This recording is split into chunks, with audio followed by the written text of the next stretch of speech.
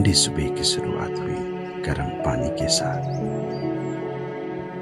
हम तैयार थे हंस पोखरी से तिम्बू पोखरी की ओर एक नई कहानी बुनने के लिए। उस पल हम खड़े थे वहां जहां जमीन दो देशों को बांटती नहीं बल्कि जोड़ती थी। भारत के सिक्किम और नेपाल की सीमा पर हर कदम के साथ कुछ बदल रहा था।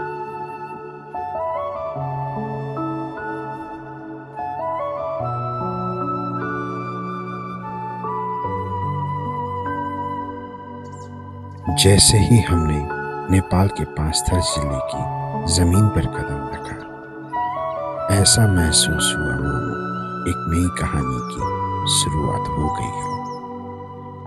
एक ऐसी कहानी जहां हर कदम एक कविता था और हर सांस में एक नया गीत बसा था। यहीं से शुरू हुआ हमारा ट्रेक का जादुई सफर, एक शांत, रहस्यमय और बेहद सुंदर मंजिल की ओर। तिम्बू पोखरी, वो झील जो ताप्लेजुंग जिले की ऊंचाइयों में चुपचाप अपना जादू समेटे बैठी है, मानो बादलों ने खुद उसे छुपा रखा हो दुनिया की नजरों से। रास्ता इतना साफ, इतना सजीव था कि हर मोड़ पर मन ठहर जाता। कभी पेड़ों की साए में तो कभी पहाड़ों की गुफ्तगू में, और कभी बस उस खामोशी में जो दिल तक उतर जाती थी। 3 घंटे की ट्रेकिंग कब बीत गई पता ही नहीं चला। थकान तो कहीं पीछे छूट गई थी। अब बस दिल में एक हल्का सा सुकून था, क्योंकि मंजिल नजदीक थी, बेहद नजदीक, और हर कदम जैसे हमें तिम्बू पोखरी की गोद में ले जा रहा था।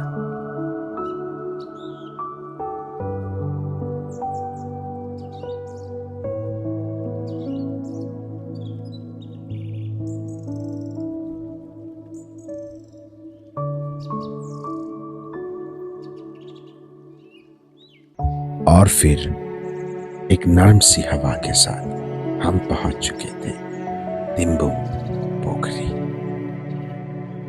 ये झील 4335 मीटर की ऊंचाई पर स्थित है। ये सिर्फ एक झील नहीं, ये एक एहसास है, एक ऐसी जगह जहां पानी नहीं, शांति बहती है। पहाड़ों की गोद में बादल की चादर ओढ़े ये झील ऐसा लगती है कि मानो सृष्टि ने यहां रुककर सांस ली हो। चारों ओर सिर्फ पूर्ण शांति। बस कभी कभी हवा से बातें करते घास के तिनके, या दूर कहीं घंटियों की धीमी सी गूंज। नाम की कहानी भी उतनी ही दिलचस्प है। तिम्बू शब्द लिम्बू भाषा के तिम्बक से आया है, जिसका अर्थ है तोप की आवाज। ये नाम इसलिए पड़ा क्योंकि झील से कभी कभी तोप की आवाज जैसी गूंज सुनाई देती है। स्थानीय मान्यता है कि ये आवाज किसी प्राकृतिक आपदा या बुरी घटना की चेतावनी होती है। लिम्बू समुदाय इस झील को देवी मानता है, और सच कहूं तो वहां पहुंचकर लगा कि कोई दिव्य ऊर्जा सच में वहां बह रही है। हर पत्थर, हर बूंद किसी प्राचीन प्रार्थना का हिस्सा लगती थी। मैं बस चुप था, उस सुंदरता में खोए हुए। जैसे वक्त वहीं रुक गई हो और मेरे भीतर कुछ बहुत पुराना फिर से जाग गया हो। हमने वहां बैठकर सिर झुकाया और झील से एक मौन आशीर्वाद लिया। शब्द की कोई जरूरत नहीं थी, मन बोल रहा था और प्रकृति सुन रही थी। तिम्बुंग पोखरी ने हमें सिर्फ अपनी सुंदरता से नहीं बल्कि अपनी आत्मा से भी छू लिया था। यहाँ की शांति, यहाँ का आशीर्वाद हमेशा के लिए हमारे साथ रहेगा।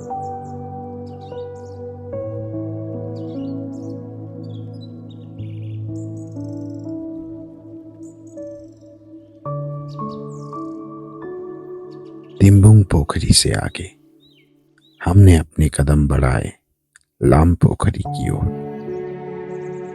लाम पोखरी जो सिक्किम के शांत और पवित्र वादियों में बसा एक अलौकिक स्थल है। 4316 मीटर की ऊंचाई पर स्थित ये झील सिर्फ पानी का एक ठहरा हुआ बदन नहीं, ये एक अनुभव है, एक एहसास जो भीतर तक उतरता है। रास्ता बेहद शांत था। पहाड़ों की हवा जैसे कुछ कह रही थी।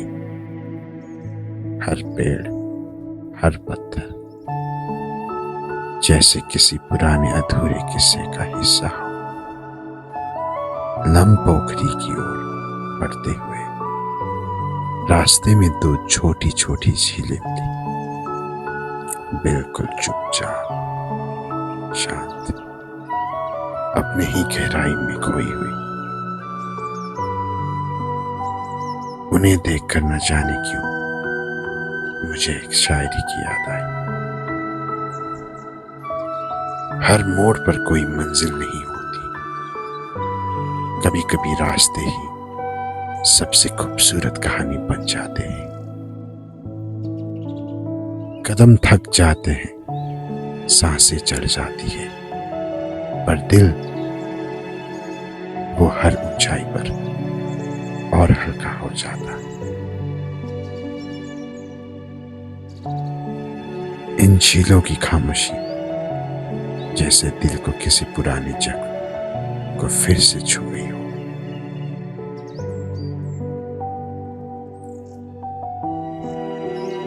शायद यही असली जादू है इन पहाड़ों का, इन यात्राओं का, जो बाहर से थका देते हैं और भीतर से तुम्हें तुमसे मिला देते हैं।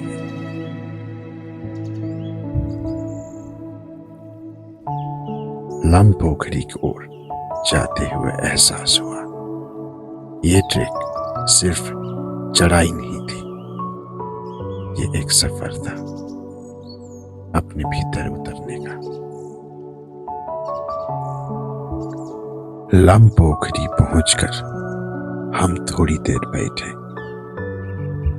थोड़ा सुकून लिया और वो सब बातें की जो अब तक बस दिल में थी। कैसे ये ट्रैक शुरू हुआ। पहला दिन, वो हल्की ठंडी हवा, कंधे पर भारी बैग और दिल में अनगिनत सवाल। कभी रास्ता सीधा नहीं था तो कभी हम खुद डगमगाए, कभी बादलों ने रास्ता ढक लिया तो कभी सूरज ने हौसला दिया। हमने मिलकर उन ऊंचाइयों को पार किया।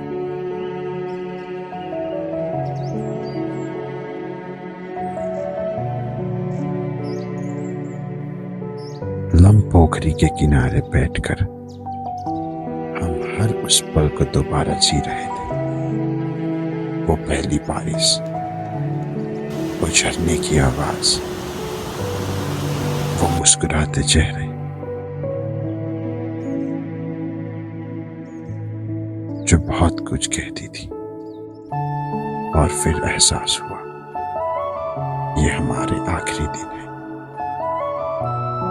दिल में हल्का सा खालीपन था, लेकिन उसी के साथ एक गहराई भी।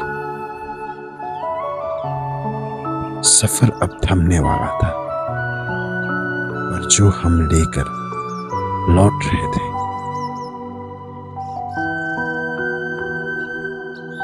वो एक नया नजरिया था, एक नई ऊर्जा, और सबसे बड़ी बात, खुद से जुड़ने का एक मौका।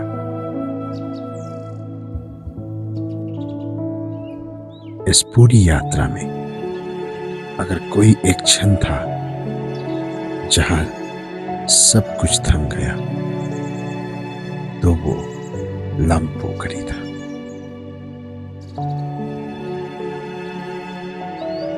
एक चुपचाप सा साथी जो आज भी हमारे अंदर कहीं सांस ले रहा है।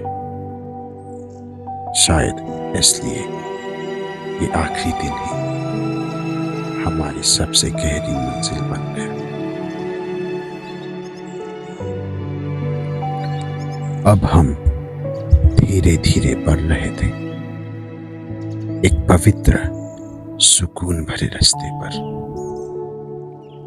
डाफे भीड़ पास की ओर, जिसे डाफे भीरला भी कहलाया जाता है।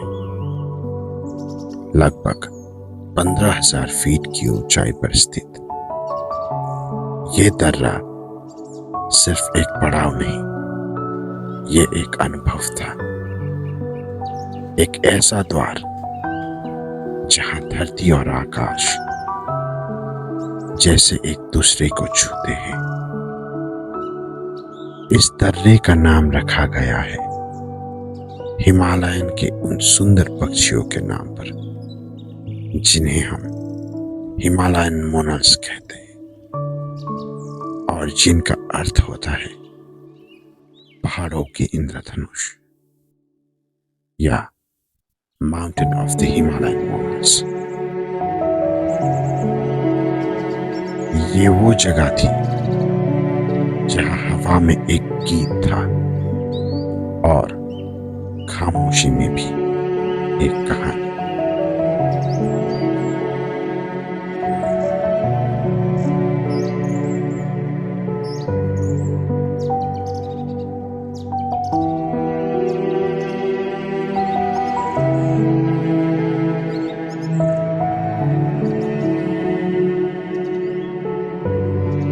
ये वो जगह थी जहां हवा में एक गीत था और खामोशी में एक कहानी।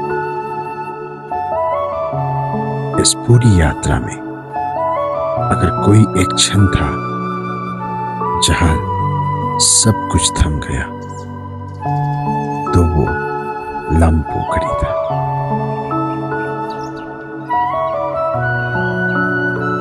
एक चुपचाप सा साथी जो आज भी हमारे अंदर कहीं सांस ले रहा है।